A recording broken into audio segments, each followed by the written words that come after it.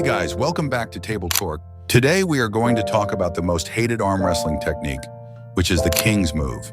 The King's Move is a technique where you hit your opponent's cup using maximum external torque or pronation, holding them in a losing position and tiring them out before gaining control. Is it a bone lock? We'll talk about that in this video. Some of the most well-known arm wrestlers who use the King's Move include Michael Todd, Devin Larratt, Denis Saplenkov, Crazy George, Yoshinobu Kanai, and Shwethan Gashevsky. When it comes to execution, Shwethan's King's Move is my favorite. It's hard to find any flaws in how he applies it. On the other hand, Michael's version, in my opinion, is the worst, even though he's the one who popularized it. How does the King's Move work, and why is it so hard to break? The King's Move is a defensive attack, and except for Crazy George, most arm wrestlers don't intentionally start with it. Instead, they begin with an open top roll, and if their arm can't handle the opponent's side pressure, they are forced into the King's Move. A defensive game happens when someone is not strong enough to go for an offensive attack.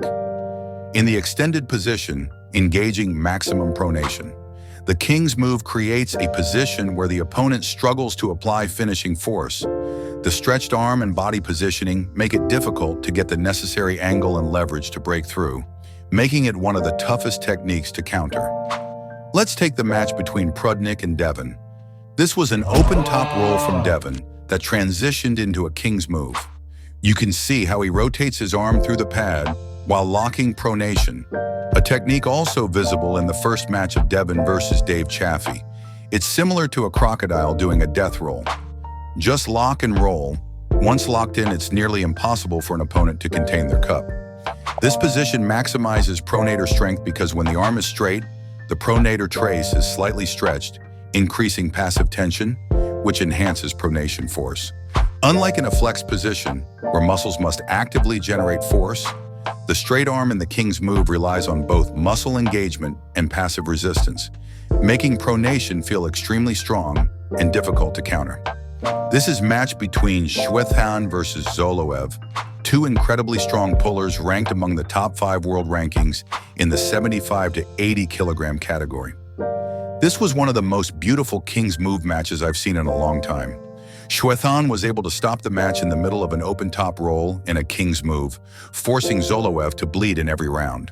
However, not all King's Move matches are enjoyable to watch. For example, Michael Todd versus Gennady. I didn't really like that one. The King's Move is not a simple technique. It requires years of elbow conditioning to execute properly. You can't just drop your body and rely on a pronation lock without having strong elbow flexors to support it. It's not something that develops in just a few years. Do you really think it's just a bone lock? No, it's not. Years of intense arm wrestling cause constant stress on the elbow, leading to micro-trauma, joint calcification, and thickened tendons and ligaments.